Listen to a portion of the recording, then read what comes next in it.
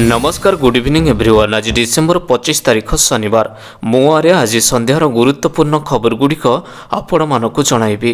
News गुड़िक भल लगे निश्चित भाव गोटे लाइक करी चैनल को सब्सक्राइब करदे।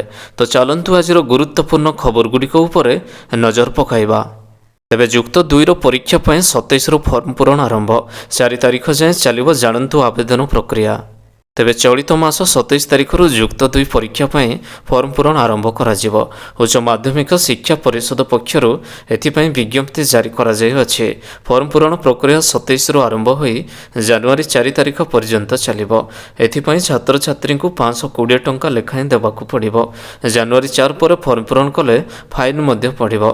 जनवरी 5 रु 6 तारिख मध्य छात्र छात्री माने 100 टंका जरिमाना दे फॉर्म पूरण करि परिबे।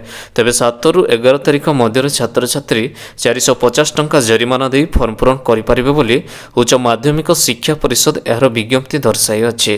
साम्स पोर्टल जरिया कॉलेज कर्तृपक्ष छात्र छात्री फॉर्म पूरण करिवे। उपयुक्त कागज पत्र सह निर्भुल भाव फॉर्म पूरण करबा पई सीएचएससी परीक्षा नियंत्रक समस्त कनिष्ठ महाविद्यालयर अध्यक्ष मानकु चिठी लिखिसंती। परवर्ती खबर डिसेम्बर 25 रु जनवरी 2 जाए लागू होबनी गाइडलाइन। कोविड कटकणार संशोधन कले राज्य सरकार। तेबे ओमिक्रॉन भय भितर आज ओडिशा सरकार नवा वर्ष पालन उपरे कटकणा लगाइछन्ते। सारा राज्य में केउठी नवा वर्ष पालन करा जाय परिबो नाही। डिसेम्बर 25 बड़ दिन जनवरी 2 तारिख जाए लागू करा जायथिबा गाइडलाइन संशोधन करियछि राज्य सरकार। स्वतंत्र रिलीफ कमिशनर एसआरसी कार्यालय पक्षरु संशोधित गाइडलाइन जारी करा जाय अछि। परवर्ती खबर घूर्णिबलय प्रभाव ओडिशा रे वर्षार संभावना। तेबे वेस्टर्न डिस्टर्बांस और घूर्णिबलय प्रभाव में उत्तर भारत में सर्वनिम्न तापमात्रा वृद्धि संभावना रही।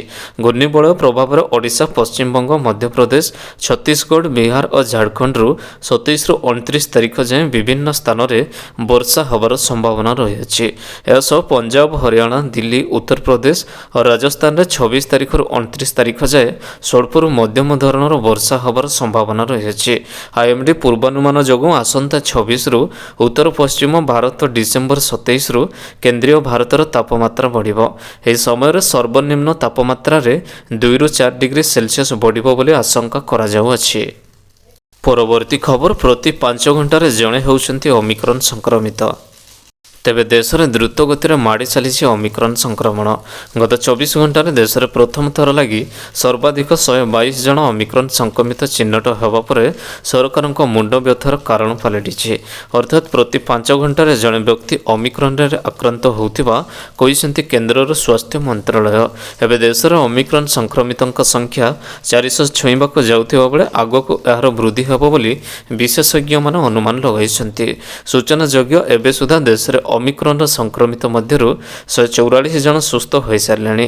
अन्यपटे देश में गत 24 घंटा मध्य 6650 जन कोरोना संक्रमित मिलता बेले 334 जनकर मृत्यु होइछि। परवर्ती खबर राज्य में आहरी कमिब शीत 27 रु 3 दिन जाए प्रबल वर्षार आशंका। तेबे आसंता 28 29 और 30 तारिख में राज्य में मेघुआ पाग रहिबो। 29 और 30 तारिख 2 दिन पश्चिम ओडिशा रे स्वल्परू मध्यम धरणर वर्षा हेबो। तेबे उपकूल ओडिशा रे पाग सुखिला और खराटिया रहिबो।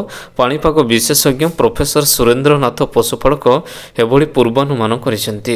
एही समय मध्य भू मध्य सागर पाकिस्तान दे देशर उत्तर पश्चिम भाग को पवन बहिबो। यार प्रभाव रे पहाड़िया अंचल रे बरफपात हेबो। सेही भली समतल अंचल रे वर्षा होइपारे। उत्तर प्रदेश पंजाब हरियाणा छत्तीसगढ़ झारखंड और पश्चिम बंग ओडिशा और सीमावर्ती जिले में स्वल्परू मध्यम धरणर वर्षा होबार आशंका रही। परवर्ती खबर जनवरी 14 दिन रहिबो बैंक बंद। तेबे नवा वर्ष आरंभ होबाकू जाउछि आउ किछि दिन अछि मात्र बाकी। वर्ष आरंभर पूर्व Reserve Bank of India RBI जनवरी 2022 रे बैंक छुट्टी दिन तालिका प्रकाश करियछि। या सहित ता अनुसार जनवरी 2022 रो बैंक गुडिक मोट 14 दिन पय बंद रहइबो। ए कारणरो जदि आपणकर कोनोसी गुरुत्वपूर्ण कार्य अछि तबे याको आगुआ सावधान करिनियंतु। जनवरी 2022 रे बैंक छुट्टी दिन रे 14 दिन मध्यरु 4टी रविवार अछि। से छुट्टी दिन गुडिक ଗୁଡ଼ିକ ମଧ୍ୟରୁ ଅନେକ ମଧ୍ୟ କ୍ରମାଗତ ଭାବରେ ପଡ଼ିବାକୁ ଯାଉଅଛି। ତେବେ ବ୍ୟାଙ୍କଗୁଡ଼ିକ ସମଗ୍ର ଦେଶରେ 14 ଦିନ ପର୍ଯ୍ୟନ୍ତ ବନ୍ଦ ରହିବ ନାହିଁ। ଆର୍ବିଆଇର ଅଫିସିଆଲ ୱେବସାଇଟ୍ରେ ଦିଆଯାଇଥିବା ଛୁଟି ଦିନର ତାଲିକା ଅନୁଯାୟୀ ଏହି ଛୁଟି ଦିନ ଗୁଡ଼ିକ ବିଭିନ୍ନ ରାଜ୍ୟରେ ଅଛି। ଏହି ସମସ୍ତ ଛୁଟି ସବୁ ରାଜ୍ୟର ପ୍ରଯୁଜ୍ୟ ହେବ ନାହିଁ। ପରବର୍ତ୍ତୀ ଖବର, ଦଶମ ଶ୍ରେଣୀର ସ୍ୱୀକୃତ ଆବେଦନ ଅବଧି ବୃଦ୍ଧି।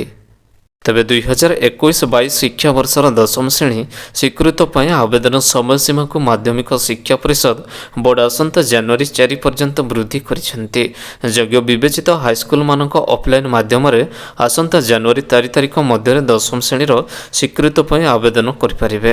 ତେବେ ବିଦ୍ୟାଳୟମାନେ ସ୍ୱୀକୃତ ଆବେଦନ ପତ୍ରକୁ ସମ୍ପୃକ୍ତ ଜିଲ୍ଲା ଅଧିକାରୀ ଡିଇଓଙ୍କ କାର୍ଯ୍ୟାଳୟରେ ଦାଖଲ କରିବେ।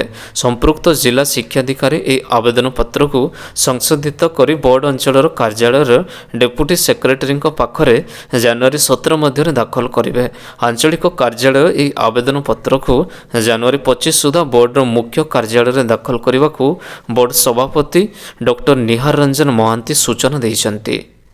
ପରବର୍ତ୍ତୀ ଖବର, ଚିନ୍ତା ବଢ଼ାଉଛି ଓମିକ୍ରନ୍ ଭାଇରସ୍, 2 ମାସ ଭିତରେ ଭୟଙ୍କର ହୋଇପାରେ ସ୍ଥିତି। ତେବେ ଓମିକ୍ରନ୍ ସଂକ୍ରମଣ ବୃଦ୍ଧି ପାଉଥିବାରୁ ମୁମ୍ବାଇର କଟକଣା ଜାରି କରାଯାଇଅଛି। ବିଦେଶରୁ ଆସୁଥିବା ଯାତ୍ରୀ, ବିଶେଷ କରି ଦୁବାଇ ଆସୁଥିବା ସମସ୍ତ ଯାତ୍ରୀଙ୍କ ପାଇଁ 7 ଦିନର ହୋମ୍ କ୍ୱାରେଣ୍ଟାଇନ୍ ବାଧ୍ୟତାମୂଳକ କରାଯାଇଅଛି। ମହାରାଷ୍ଟ୍ରରେ ଓମିକ୍ରନ୍ ସଂକ୍ରମିତ ସଂଖ୍ୟା 100 ଟପିବା ପରେ ରାଜ୍ୟ ସରକାର ଏଭଳି ପଦକ୍ଷେପ ନେଇଛନ୍ତି।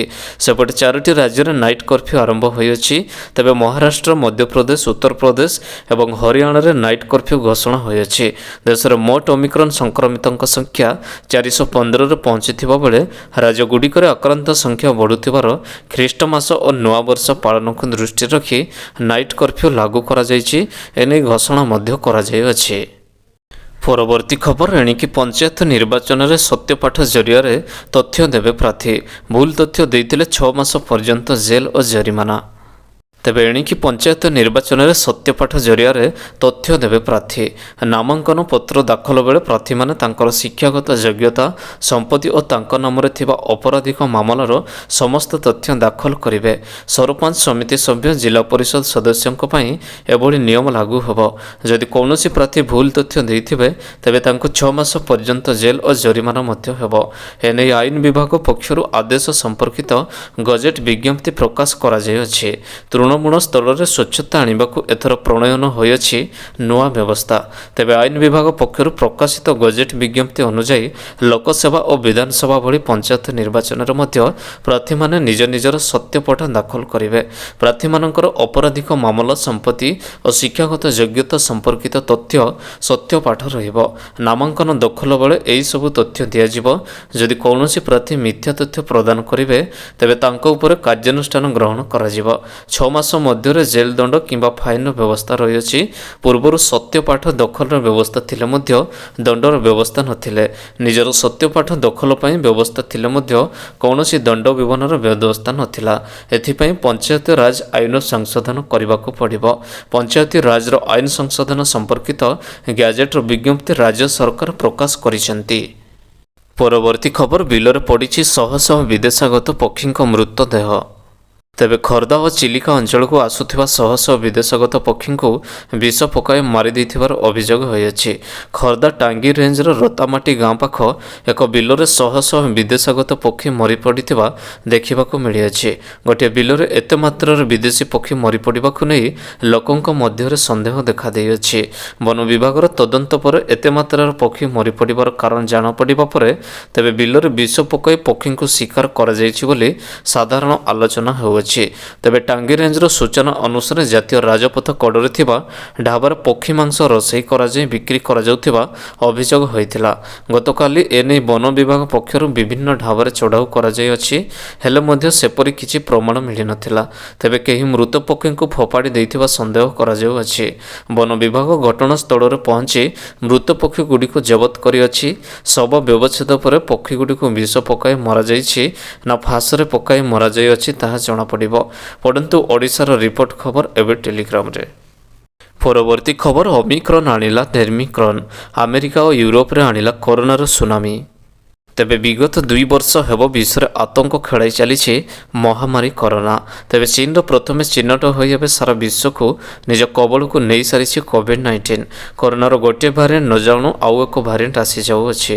ପ୍ରଥମ ଲହରରେ ଉହାନ ଭାରିଏଣ୍ଟ ବିଶ୍ୱର ଆତଙ୍କ ଖେଳାଇ ଯାଇଥିବା ବେଳେ ଦ୍ୱିତୀୟ ଲହରରେ ମୃତ୍ୟୁର ତାଣ୍ଡବ ରଚିଥିଲା। ଡେଲ୍ଟା ଭାରିଏଣ୍ଟ ନ ଜାଣୁ କରୋନାର ଆଉ ଏକ ଭାରିଏଣ୍ଟ ଓମିକ୍ରନର ସାରା ବିଶ୍ୱରେ ପୁଣି ଥରେ ଆତଙ୍କ ଖେଳାଇଅଛି। ତେବେ ଓମିକ୍ରନ ସଂକ୍ରମଣ ମଧ୍ୟରେ ଓମିକ୍ରନର ଭାଇ ମଧ୍ୟ ଆସିସାରିଲାଣି। ଆମେରିକା ଓ ୟୁରୋପରେ ଦିନକୁ ଦିନ ସ୍ଥିତି ଖରାପ ହେବାରେ ଲାଗିଅଛି। କୁହାଯାଉଅଛି କି ସେଠାରେ ଡେଲ୍ମିକ୍ରନ ପ୍ରବାହ ଜାରି ରହିଅଛି। କିଛି ବିଶେଷଜ୍ଞଙ୍କ କହିବା ଅନୁସାରେ ଆମେରିକା ଓ ୟୁରୋପରେ ଜାରି ରହିଥିବା ଲହର ହେଉଛି ଡେଲ୍ମିକ୍ରନର ଲହର। ତେବେ ବୈଜ୍ଞାନିକ ଅନୁଯାୟୀ ଡେଲ୍ମିକ୍ରନ ହେଉଛି ଡେଲ୍ଟା ଓ ଓମିକ୍ରନ ପ୍ରକାରର ଏକ ହାଇବ୍ରିଡ୍। ଡେଲ୍ଟା ଓ ଓମିକ୍ରନ ମିଶି ନୂଆ ପ୍ରକାରର କରୋନା ଭାଇରସ୍ ତିଆରି ହୋଇଅଛି। ମହାରାଷ୍ଟ୍ର ସରକାରଙ୍କ ଟାସ୍କ ଫୋର୍ସ ସଦସ୍ୟ ଶଶାଙ୍କ ଯୋଶୀ କହିଛନ୍ତି କି ଆମେରିକା ଓ ୟୁରୋପରେ ଡେଲ୍ମିକ୍ରନ କାରଣରୁ ସଂକ୍ରମଣ ସୁନାମି ଆସିଅଛି। ସେ ଆହୁରି କହିଛନ୍ତି କି ଏବେ ଦେଖିବାର ବିଷୟ ହେଉଛି ଭାରତରେ ଓମିକ୍ରନ ଫଳରେ କେତେ ସାମ୍ନାକୁ ଆସିଅଛି। ତେବେ ଆଶା କରୁଛି ଆଜିର ଗୁରୁତ୍ୱପୂର୍ଣ୍ଣ ଖବରଗୁଡ଼ିକ ଆପଣମାନଙ୍କୁ ନିଶ୍ଚିତ ଭାବରେ ଭଲ ଲାଗିଥିବ।